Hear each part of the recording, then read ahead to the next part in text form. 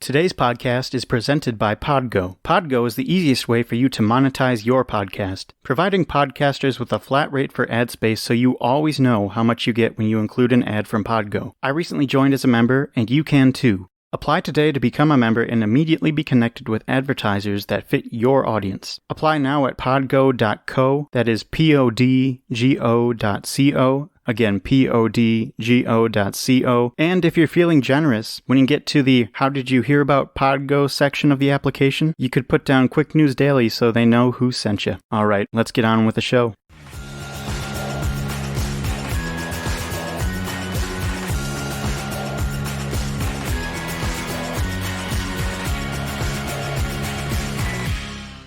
Today is Monday, November 30th, which means we have like 1 month to go in this crazy, crazy year.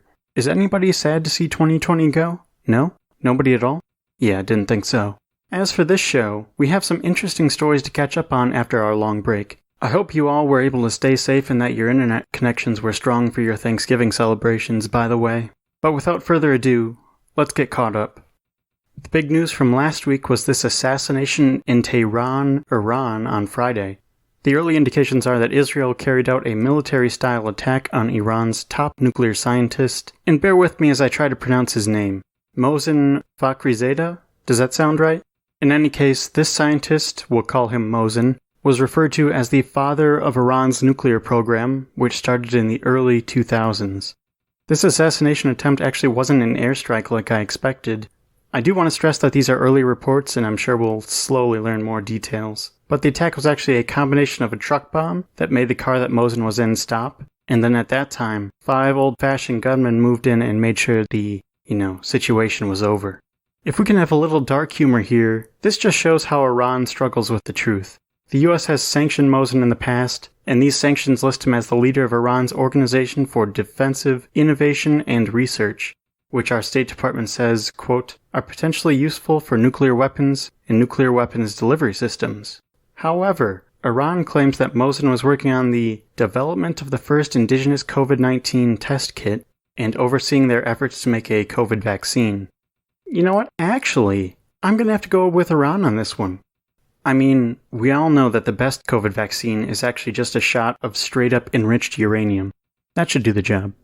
But like I mentioned before, we're coming up on the 1-year anniversary of our airstrike that killed basically their number 2 person in the country. With this combination of Israel's attack and then that anniversary, they might be a bit angry here. We're going to have to watch if any more serious trouble comes out of this.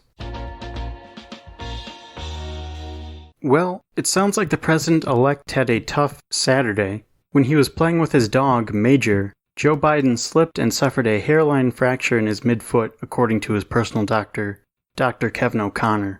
He said that he expects the president-elect to be in a walking boot for several weeks, meaning there's an outside chance he'll still be in it during the inauguration, but I guess it's kind of 2 months away at this point, so who knows. Honestly, I'm just glad he didn't do this during the campaign and all. I mean, can you imagine what Fox News would have been like? Tucker Carlson would have been interviewing anybody he could who would say that this means that Joe Biden is dying. Like, joining me here tonight is Bob Smith, a man we actually found at the gun section in Walmart. Now, Bob, does this broken foot mean that Joe Biden is actually suffering from a new form of dementia? Also, isn't this transparency kind of weird? Like, wait a minute, the president is supposed to be open and honest with the American people he or she serves? I mean, get out of here with that crazy talk. On another note, Biden didn't stop working over the weekend, and he actually added people to his communications team. Kate Bedingfield will serve as the White House Communications Director after she was his Campaign Comms Director, so just shifting over there. Jen Psaki will serve as his Press Secretary, and you might recognize that name from her time on Obama's comms team as the Director. According to Yahoo News, this means that 4 of the 7 top communication roles at the White House will be filled by women of color, and it's the first time that the entire senior White House communications team will be entirely made of women. There were also a number of people appointed to his economic team, as well as Kamala Harris's communications team. You can find the full listing at the Yahoo source in the show notes in the description there. Biden also announced that Neera Tanden will be his director of the Office of Management and Budget. She was the president and CEO of the liberal think tank Center for American Progress. This is actually turning into like a weirdly divisive pick so far, because the folks who identify as democratic socialists seem to not like her at all, and Republicans are already trying to make her seem like a bad pick. I think time will tell on this one how it'll turn out, but it's not like she's unqualified or anything like that. It's looking like maybe some of her old tweets and positions are a little bit controversial, so I wonder how much that'll develop. However, on MSNBC today, Mike Menely had a great point about Senate Republicans. Let's take a listen. And secondly, and in case you know this better than anybody, a lot of Senate Republicans who for some reason never seem to manage to see President Trump and his tweets are highlighting a lot of Neera Tanden's tweets as well this morning. And so this is, I think, a sign that they are ready. They are ready for a fight if it comes to them. In Wisconsin, we powered through the holiday weekend and officially finished the presidential recount that Trump requested. It was an absolute shocker. Joe Biden still won. Dane County, where Madison is located, reported a net gain of, drumroll please, 45 votes for Trump. The county that's home to Milwaukee, Milwaukee County, found a net gain of 132 votes for Joe Biden, meaning Trump is now going to lose the state by 87 more votes than he was before. In total, Joe Biden won the state by about 20,600 votes. So what's next for these results? Well, the certification deadline is on Tuesday. The certification is performed by the chair of the Wisconsin Election Commission, who is a Democrat. The group, however, is bipartisan. We'll see how that goes tomorrow, but I think it should be pretty clear, especially since Wisconsin's results don't even really mean anything in the grand scheme of things anymore. Trump has pledged, of course, to fight these in court, which he said before the recount was even done, because that makes sense. He's failed in every case but one so far, which didn't even mean anything, so I wouldn't be holding your breath in Wisconsin either. Out of these contested states, and there are big air quotes around contested, Pennsylvania, Nevada, Georgia, Michigan, and Arizona as of today have already certified, which will put Biden over the 270 mark when all the other states certify. If you look up the current totals, the Trump states have certified much faster than more Democratic states like Washington, New York, California, etc. So that's why Trump already has about 160 electoral votes, compared to Biden's, I guess with Arizona it's up to like 116 or 117. So Joe has about 189, 190, somewhere in that range of electoral votes to be counted for him. Donald has just 72. For Star Wars fans out there, we lost a familiar name this weekend, David Prowse. Prowse was the physical actor for Darth Vader in most of the original trilogy. James Earl Jones is, of course, the iconic voice of Darth Vader that they dubbed over Prowse. There's actually just a bit of footage out there that I found of Prowse on the set actually performing the lines, so let's take a listen to that. Finding the right voice for Darth Vader was another challenge. And action! Lucas had never intended to use the on-set vocal performance of David Prowse. Start tearing the ship apart piece by piece until you find those tapes. Find the passengers of this vessel. I want them alive! I can still hear David Prowse's accent in the Darth Vader mask, muffled, because he would do the real dialogue. He's trying to curse Carrie Fisher or something. I don't know what you're talking about. I'm a member of the Imperial Senate on a diplomatic... You are part of the Rebel Alliance and a traitor. Take her away. It was hilarious and terrifying at the same time because we didn't know what Darth sounded like. That was the first time we heard him. We're like, is that it? Prowse's voice would later be replaced with a more menacing performance, provided by classically trained stage and film actor James Earl Jones. I want to know what happened to the plans they sent you. I don't know what you're talking about. I'm a member of the Imperial Senate on a diplomatic mission to Alderaan. You are part of the Rebel Alliance and a traitor. Take her away! Prowse was actually a former bodybuilder who is 6 feet 6 inches tall, so he made Darth Vader a really intimidating figure. Interestingly enough, he actually helped Christopher Reeve train to become Superman. Also, Prowse would suffer from arthritis in his later life, so he spent a lot of time campaigning to raise money for research into the disease. In 1999, he was made a member of the Order of the British Empire by Queen Elizabeth II for his services to charity and road safety. Road safety, I definitely haven't heard of that much. As for his relationship with Star Wars over the years, he and George Lucas always had sort of a weird relationship that was on again, off again, but George was gracious over the weekend and said in a statement that, quote, he made Darth Vader leap off the page and onto the big screen, with an imposing stature and movement performance to match the intensity and undercurrent of Vader's presence. Mark Hamill, who played Luke Skywalker, tweeted that Prowse was, quote, a kind man and much more than Darth Vader, and that he, quote, loved his fans as much as they loved him, end quote. So let's hear some appropriate transition music.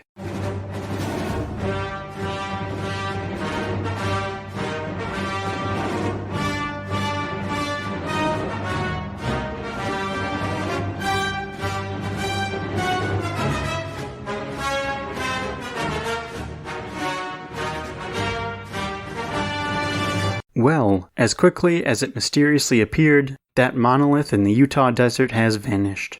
The Utah Bureau of Land Management said that it was taken away by, quote, an unknown party late on Friday night. If you'll recall, I mentioned that the Bureau wasn't giving out the official location because it was just so remote and they didn't want to have to spend their time fishing people out of the desert. However, we do still have the internet, and people are really persistent, I would say. What's the other term?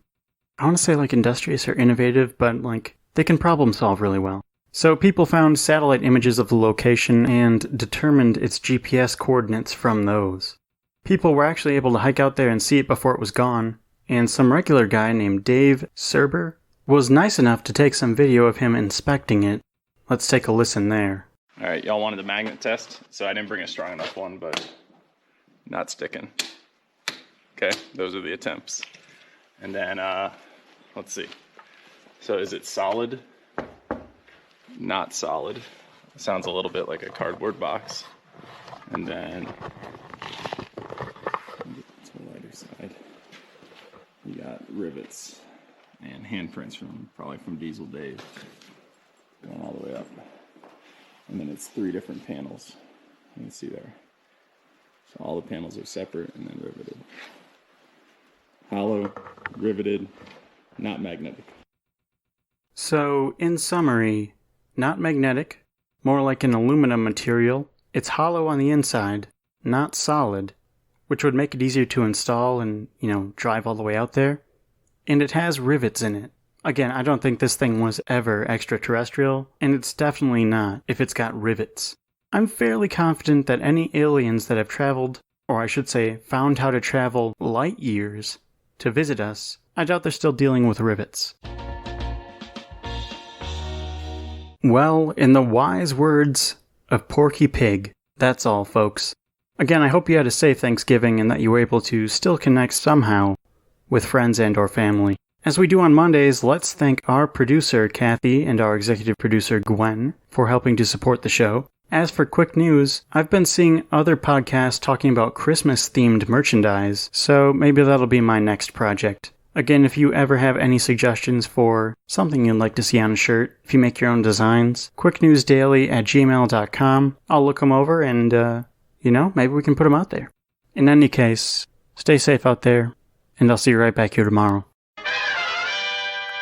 Today is Tuesday, December 1st. Welcome to December, everyone. It seems like maybe it's a little bit of a slower news day, or maybe I'm just not used to not having to pay attention to a crazy president. I could get used to that eventually, for sure. But you know how it goes. Maybe something pops up while I'm recording and there actually is some big news. But I want to start out the show by sharing recommendations from experts about what steps you should take if you or someone you know actually did end up traveling for Thanksgiving. I also want to make it clear right up front, there's no judging if you did, or if a close family member did, or a friend or something like that. Just make sure you or they take the proper precautions going forward. Dr. Deborah Birx, who's sort of the head of the White House COVID task force, since she's a little kookier than Dr. Fauci, so she actually fits in, she has several pieces of advice. First, if you traveled, assume that you were exposed to the virus and that you are infected. Second, make sure that if you develop any symptoms at all, you go get tested so that doctors can count it as a confirmed case. This isn't some sort of conspiracy theory to make the positive test numbers higher. It's just so doctors can start treating you as a COVID patient. Remember, the treatments we have now work best early in the disease, not when you're about to go on oxygen. Admiral Brett Greer is leading the federal government's testing response, and he said that you do need to be extra careful when you get home, but that you may not need to do a strict quarantine. He does say that you should decrease unnecessary activities for about a week, and then get tested about 3 to 5 days after you get home. I'm going to step in here and say that if you can, just do the 10 to 14 day quarantine. We want to prevent as many infections as we possibly can. Dr. Abrar Karan from the Brigham and Women's Hospital, as well as the Harvard Medical School, pretty much agrees with that. He said if you travel but don't have known exposure, so exposure confirmed by someone testing positive, you should quarantine for 10 days automatically. If you have known exposure, then do the 2-week quarantine. He also recommends getting tested when you get back from traveling, as well as 3 to 5 days later. This is because it might take the virus a little while to incubate and actually create enough of itself to show up on a test. Dr. Karan stresses that quarantining correctly is also important. You should stay in your room as much as humanly possible, and wear a mask and avoid other people when you have to leave it. Just some more general information about what we can expect. The incubation period for the virus in your body ranges from 2 to 14 days, and people usually start seeing symptoms around day 5 or 6. This means that we'll start seeing the effects of this Thanksgiving period sometime between the 1st and 3rd weeks of December, according to Dr. Tom Frieden, who used to be the director of the CDC. And obviously, if you test positive for COVID, make sure to tell everyone you saw at a gathering, or make sure whoever tests positive tells you. By the way, the CDC is actually studying if they should shorten the quarantine period from 14 days down to maybe something closer to 7 to 10 days. Surprisingly, this is supported by a lot of the leading doctors, including that Dr. Frieden, and he's actually the one I trust most because he was Obama's CDC pick. He says that the most risky time for asymptomatic people is in the 4 to 7 day range after being exposed, like it's most dangerous to be around them at that time. They're looking at this change because it's easier for people to swallow 1 week away from their normal lives, as opposed to 2, so in theory they'll follow the rules. Dr. Fauci even said that this 2-week period discourages people from getting tested, because if they come back positive, they have to miss work, and people are pretty concerned about losing that pay. So keep an eye on this. Let's do a quick check-in on the Biden-Harris administration and what they're working on. They announced yesterday that they formed the Presidential Inaugural Committee, which is a group that's responsible for organizing inauguration-related activities. Delaware State University President Tony Allen was named the CEO, and Biden Campaign Chief Operating Officer Maju Varghese was named the Executive Director. Ivana Kinsella, a state senator from Nevada, and Aaron Wilson, the Biden campaign's national political director, will be the deputy executive directors for the committee. This group also announced the launch of their website, which is bideninaugural.org. They have a store with some cool merchandise in there, t-shirts, hats, water bottles, coasters, that sort of thing, and just about everything seems to be in the $20 to $30 range, so it's worth checking out. The link to that website is in this episode's description. I'm actually pretty interested with how this inaugural is going to be with COVID.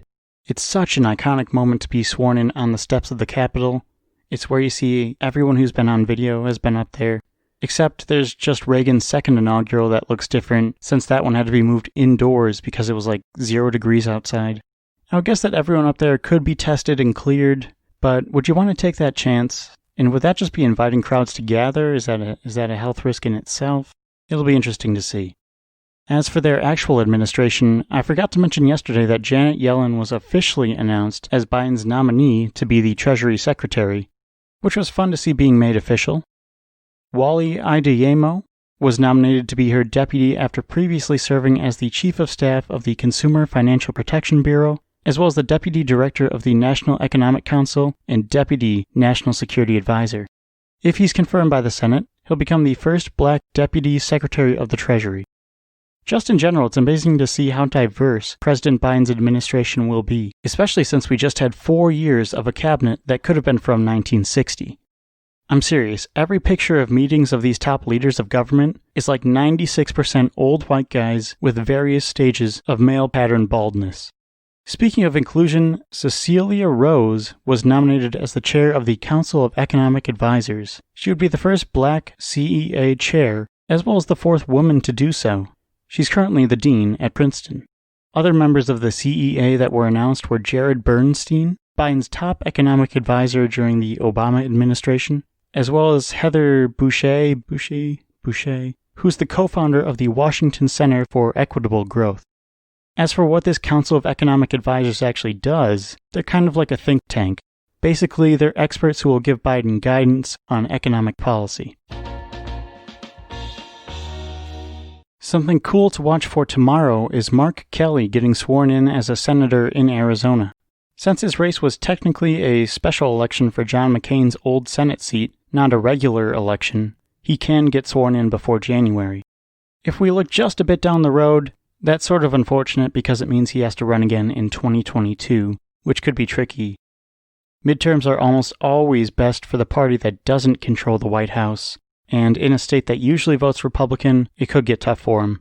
However, he is a really strong candidate. I mean, obviously he's got great thoughts and ideas on the real issues, but he's an astronaut for crying out loud. So maybe it'll be easy for him. Let's hope so. That swearing-in ceremony is at noon Eastern tomorrow, and I'm sure his team will stream it live on social media, but somebody out there will definitely have it live if you want to watch. So, full disclosure, this story sort of breaks my rule of telling you only what you absolutely need to know, but I just can't resist. It's sort of a pet project for the show at this point. Of course, I'm talking about the monolith from the Utah desert. That one is still gone, but another one popped up in Romania, of all places. This one might be a copycat because it's located near one of the most famous mountains in Romania. It just got put up recently. It's got swirling patterns on the sides, and it's about 2 feet higher than the one from Utah. The ground around it also looks like someone was digging there recently, whereas the one in Utah was undisturbed, which is actually part of what made it so strange. My guess at this point is either someone in Romania saw this story online and wanted to make up their own for some reason, or it's part of some really bizarre marketing campaign by an indie movie or something like that. It's obviously getting a lot of free publicity, and I feel like some other movie did something like this where people found something that was strange, just like in public, but then the director had to come out and fess up to it. Does that sound familiar to anyone? I'll have to look that up later and see if I find anything. But email me at quicknewsdaily@gmail.com if you can actually decipher what I'm talking about. Oh, by the way, the monolith was actually in the Utah desert since 2016, but nobody actually cared about it until just recently. Okie dokie artichoke. That's where I'm going to cut it off for today. No announcements on my end. So, if you're listening on Apple Podcasts, or maybe podchaser.com, leave a review if you have the time. A rating and review, 5 stars would be preferred, but obviously I take constructive feedback as well. In any case, other than that, just really make sure to stay safe out there. It's getting really bad, especially in New York and California again, so any listener out there, really hang tight, hang in there. We'll get through it. It's almost over. All right, folks. I'll see you right back here tomorrow. Today is Wednesday, December 2nd. Thanks again for joining me. I think I'll describe today's show as deceptively interesting, because if you just hear the headlines of the stories, you'd think a lot has happened since the last episode. But because our government is just corrupt and pretty much used only for Trump's profit, nothing is going to come of some of these stories. That's just my guess. Maybe that's just me being cynical. I honestly really do hope that I'm wrong, but only time will tell, which is the frustrating thing. I do want to mention quickly that there has been some great content on our website lately, if I do say so myself. So stick around until the end for more details on that. But first, let's get caught up. Let's start with one of the flashy headlines that the news was interested in last night, which is that the DOJ, Department of Justice, is investigating the potential crime of someone close to the White House offering to give money to the White House or associated super PACs in exchange for a presidential pardon. We learned this from the release of 20 pages of a court document, and those pages were partially redacted, meaning the document does not give out names or dates of any events. However, it does reveal that this document was a request from prosecutors to get access to documents that were seized in a raid at the end of this summer. law enforcement apparently seized over 50 digital devices, including iPads, iPhones, laptops, flash drives, and computer drives, etc. So when we say documents, it doesn't necessarily mean physical documents. The prosecutors want this access because in these cases, the seized material is looked over by a filter team who goes through the files to make sure that there isn't any privileged information that the prosecutors shouldn't be seeing. However, the judge in this case granted this request because, of course, attorney-client privilege does not apply when they discuss crimes, like committing crimes.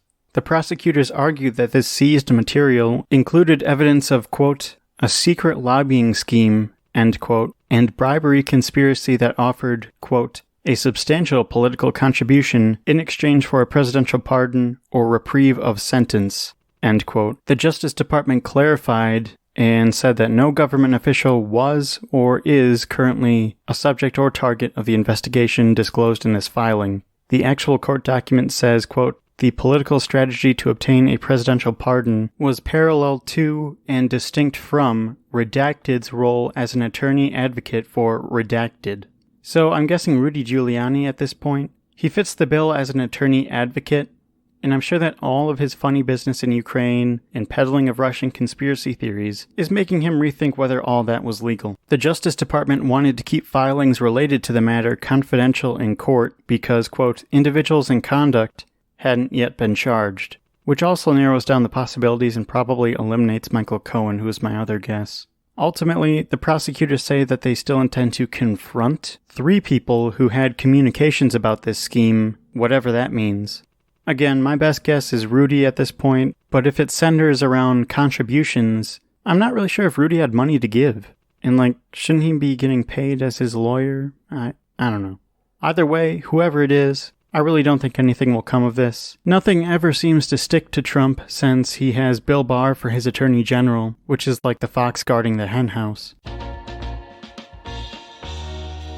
Speaking of Bill Barr, let's go over the story that all the news led with last night. Barr said in an interview with the Associated Press that the Department of Justice had not found any widespread fraud that would change the results of the election. The FBI has been following up on complaints, but so far they found nothing. This story broke after Barr spent about 3 hours at the White House yesterday, which I'm sure were not pleasant for him. Or maybe they were if this was just put out as a diversion so they could talk about whatever other scummy plans they have. Needless to say, this was a big story because Barr has sacrificed his entire legacy to do Trump's bidding. However, I think the news was missing the point, and that this was actually released to cover up one or more things. The one I'm thinking of specifically that I haven't mentioned is the revelation that Barr had appointed a special counsel to look into how the FBI opened its investigation into Trump's campaign in 2016. This is why Trump is always whining about Obama spying on his campaign. An order from Barr was leaked, and in that order, Barr gave the special counsel, John Durham, his instructions. The order said Durham's investigation should be, quote, including but not limited to Crossfire Hurricane and the investigation of special counsel Robert S. Mueller III. I should mention that Crossfire Hurricane is the name of the investigation that the FBI was doing during the campaign. If the name John Durham sounds familiar, it's because he was already investigating this exact stuff months ago, but he wasn't a special counsel at the time. By getting this title, it just means that he's more protected and can't be fired as easily by whoever becomes Joe Biden's attorney general. Special counsels are only supposed to be fired for misconduct, dereliction of duty, or conflicts of interest, but the keyword is supposed to. Trump never did end up firing Bob Mueller, although there were several reports of him ordering people to do so, and then those people telling him he was an idiot for trying to. In any case, this move by Barr wasn't made because he wants justice. I think that's pretty safe to assume. It's just to make it harder for Joe Biden, because if Biden's people fire Durham, while Durham is investigating things that happened during the time of the Obama administration, that obviously won't look too good. Some news on the COVID vaccine front. Members of the Advisory Committee for Immunization Practices, that is advising the CDC, voted 13-1 to approve the people who will get the vaccine first. And this is the group that makes up Phase 1A that I talked about a couple of Fridays ago. So the official word is that healthcare workers and residents of long-term care facilities will be first, as the group chairman called them, quote, exceptionally high risk. As for who exactly counts as long-term care facility residents, The CDC defines them as, quote, adults who reside in facilities that provide a variety of services, including medical and personal care, to persons who are unable to live independently, end quote. This group has undoubtedly been one of the hardest hit groups, accounting for 40% of the COVID deaths in the United States, which translates to about 100,000 people. To go along with this, they said they'd be efficient in vaccinating the staff members of these facilities as well. For their part, 240,000 healthcare workers have gotten COVID in this country, and 858 have died. For the purposes of the vaccine, this group will also include anyone at these facilities who could come into contact with residents who have COVID, meaning the folks delivering food, housekeeping workers who are trying to get the rooms cleaned up and ready for the next patient, etc. So it's not just saying nurses and doctors and that sort of thing. After the vote passed, the president and CEO of the American Healthcare Association and National Center for Assisted Living, Agent Coulson. Oh, yeah, the guy from the, Strategic Homeland Intervention Enforcement and Logistics Division. God, you need a new name for that. Yeah, I hear that a lot. said, quote, given the asymptomatic and pre-symptomatic spread of this virus, combined with the explosion of community spread across the U.S., we are extremely hopeful this vaccine will literally be a lifesaver for thousands of residents and expedite the reopening of our facilities to family members and loved ones, end quote. Circling back to the actual vote, the one vote against approving this recommendation wasn't made out of spite or hate or anything like that. The doctor was just concerned that the vaccine hasn't been studied enough in the residents of these facilities, saying, quote, we hope it works and we hope it's safe. That concerns me on many levels. But she also said she doesn't have any concern about healthcare workers taking it. This group will meet again if the FDA's group of advisors approves the Pfizer vaccine for emergency use, and that meeting is already coming up next Thursday, December 10th. Just as a side note, the members of this group expect that 5 to 10 million doses are going to be made each week in the early months after the vaccine is approved, until these companies can start ramping up production. There are a couple of miscellaneous COVID stories that I still want to get to. The first of which is that 2 senior White House officials have told CNN that the current director of the CDC informed the Coronavirus Task Force that shortly the CDC will be officially reducing the number of days that people should be quarantining after they come into contact with someone who has COVID. Like I mentioned just a couple of days ago, the new guidelines will say 7 to 10 days depending on if you test negative, instead of the original 14 days. If you test negative after being exposed, you can stop quarantining after the 7 days. If you don't get tested, then you should wait the full 10 days. This other story doesn't matter much right at the moment, but it'll be interesting to investigate once this thing is over. This news comes from researchers for the CDC and the Red Cross, and it states that they found evidence that the coronavirus was here in the US as early as December, not January 15th like the story is now. These researchers found this after screening blood donations from this period, where they found evidence of COVID antibodies. The part that seals it for me is that this wasn't just one sample or something like that. This was 84 samples from 9 different states. The thing about these antibodies is that they don't tell you specifically when you were infected, just that you were sometime before you got tested. According to a doctor at Columbia University, quote, you cannot distinguish between somebody being infected in December or being infected in March or April, end quote.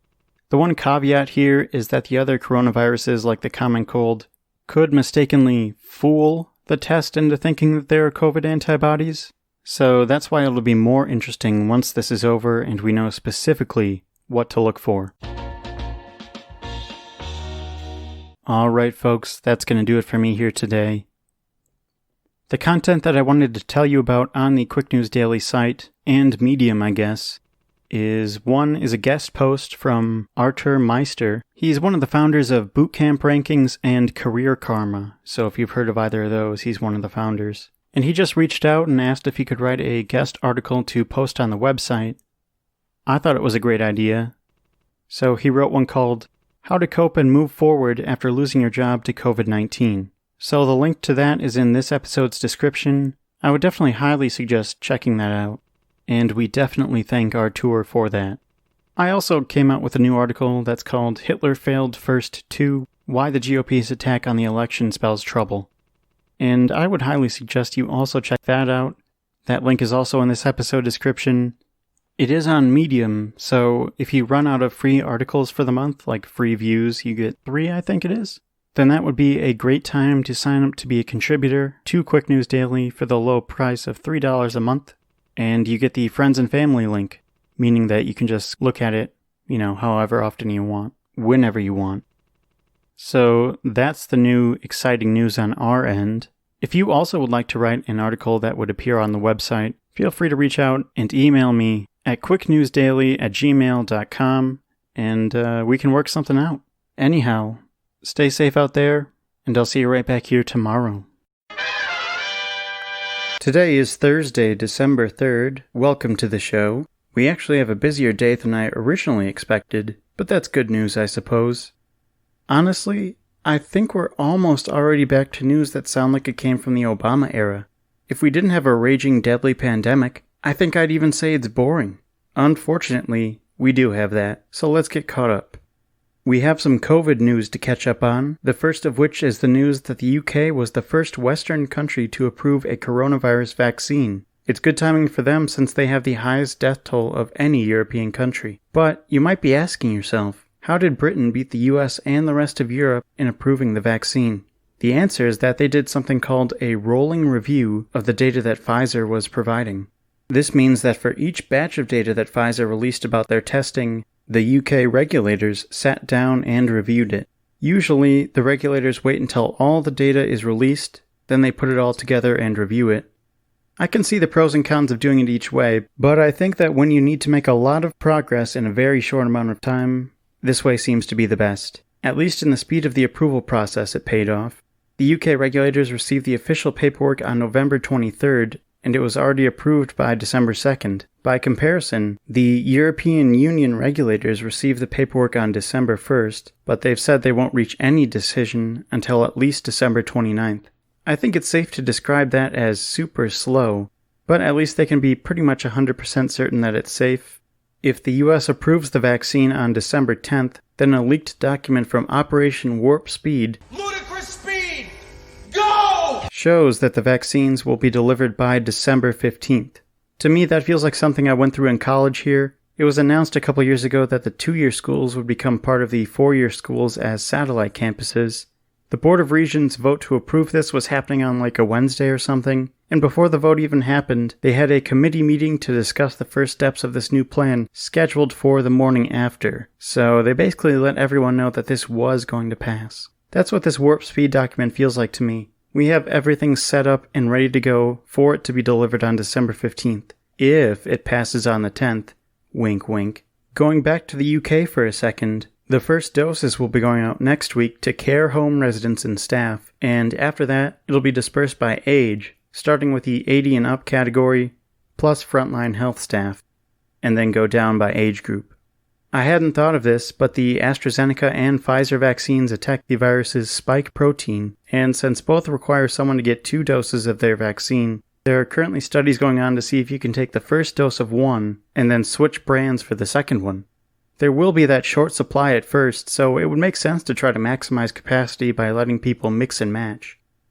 Currently, the UK government is saying that you should try to use the same brand for both, but if a person doesn't know what they got the first time, somehow, that brand isn't available at the moment, or the person is at immediate high risk or unlikely to return to get to the second one, like they can't travel to get it at another time or something like that, then the government says it's okay to mix it up as a last resort. The next COVID story is the news that the last 3 presidents have all separately pledged to take the COVID vaccine as soon as it's possible to prove that it's safe, and that they may even do so on TV or some type of video, just to increase confidence. Right now, about 58% of Americans say that they're willing to receive the vaccine, but experts say we may need as many as 60 to 70% of people to get vaccinated to get that mythical herd immunity, which just means that a critical mass of the population has been immunized and it's generally safe out there.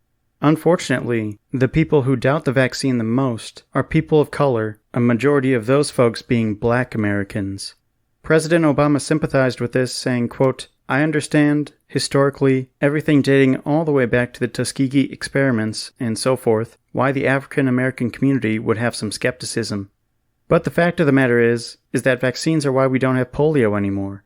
And they're the reason why we don't have a whole bunch of kids dying from measles and smallpox and diseases that used to decimate entire populations and communities.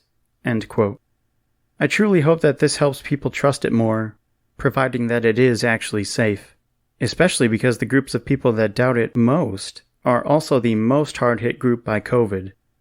Lastly, Dr. Fauci is supposed to be meeting with Joe Biden's full COVID response team for the first time today.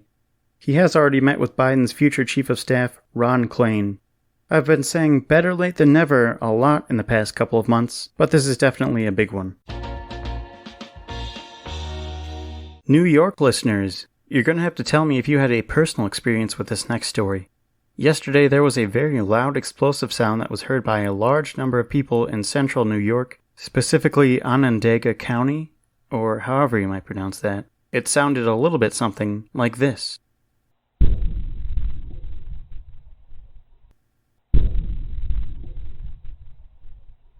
There were also reports from Maryland and parts of Canada, in addition to New York, of people seeing a fireball in the sky. Well, according to folks from the American Meteor Society, whose slogan I imagine is probably, "Yes, we exist," that was probably most likely a meteor. It's rare to see them during the day, but these sonic booms occur when a meteor rips through the atmosphere. So one scientist said this must have been a pretty big one if it survived like this one did.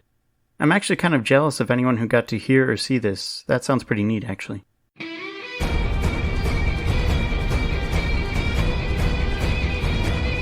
I'm not sure how closely you've all been following the news around the new Wonder Woman movie. It's been hard to since the release date kept getting pushed back for obvious reasons. At this point the movie was filmed like 2 years ago, which is pretty crazy. But anyhow, it releases everywhere on Christmas Day. In the US it'll mainly be available on HBO Max, and internationally, or where it's safe for movie theaters to be open, it'll be available in the actual theater. I'm happy they went this route because they really were just waiting on the US to get our act together and stop COVID just enough so that people felt safe enough going to theaters.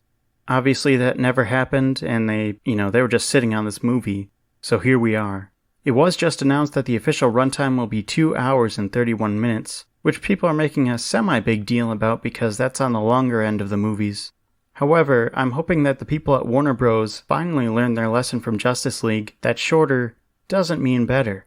The executive and suits all like movies to be around 2 hours so that theaters can have more showtimes during the day, and more showtimes equals more tickets equals more money.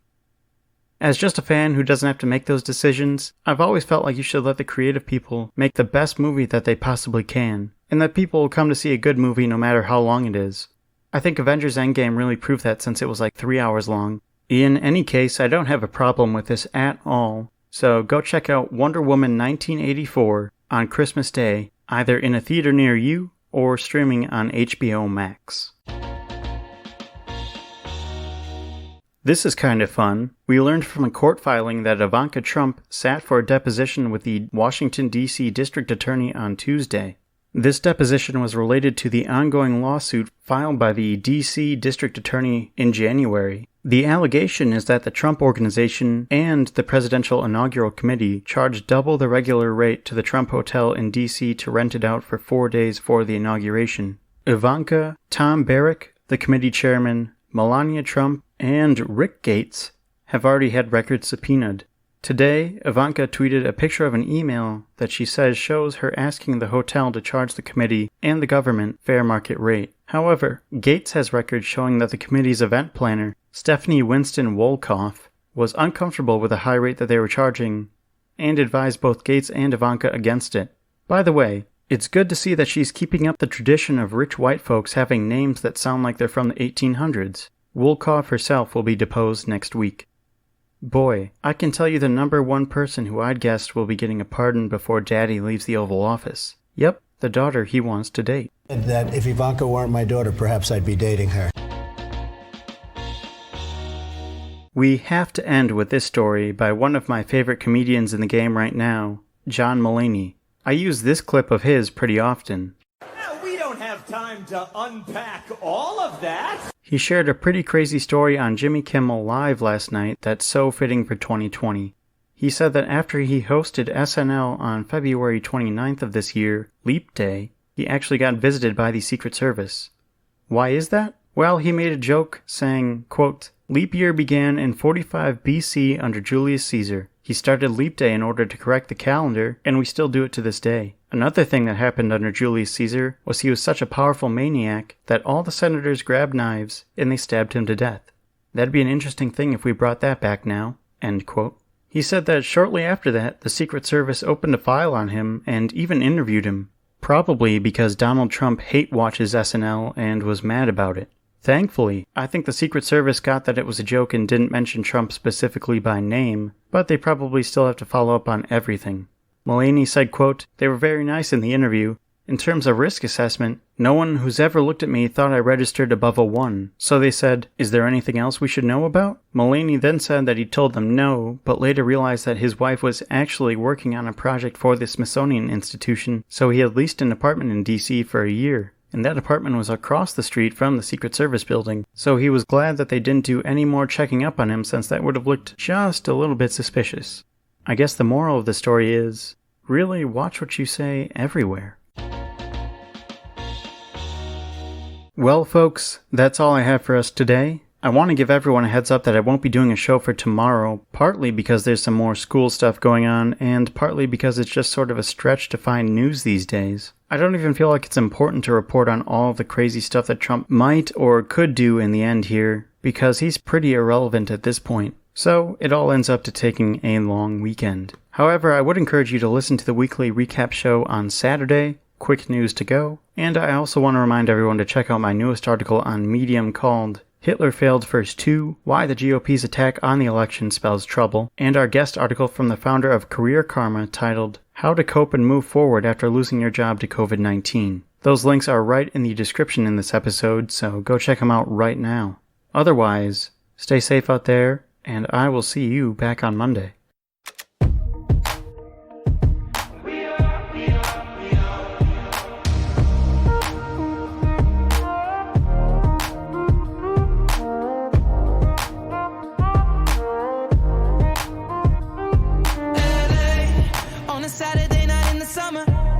Sundown and they all come out. Lamborghinis and they rented hummus. The party's on, so they're heading downtown. Everybody's looking for a come up, and they wanna know what you're about. Me in the middle with the one I love it. We're just trying to figure everything out. We don't fit in well, 'cause we are just ourselves. I could use some help getting out of this conversation. Yeah, you look stunning.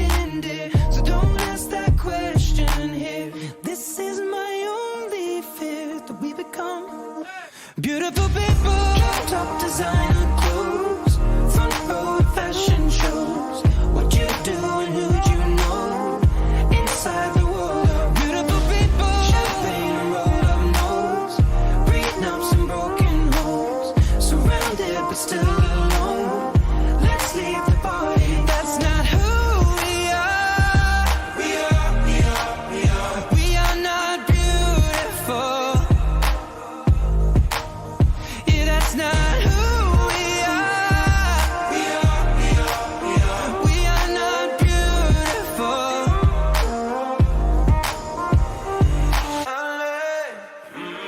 True for hours last night and we made it nowhere. Now I see stars in your eyes when we're halfway there. I'm not fazed by all the lights and flashy cameras. With my arms around you, there's no need to care. We don't fit in well, we are just ourselves. I could use some help getting out of this conversation here. You look stunning here, so don't ask that question here. This is my only fear, that we become beautiful people. Top designer clothes, front row at fashion shows. What you do and who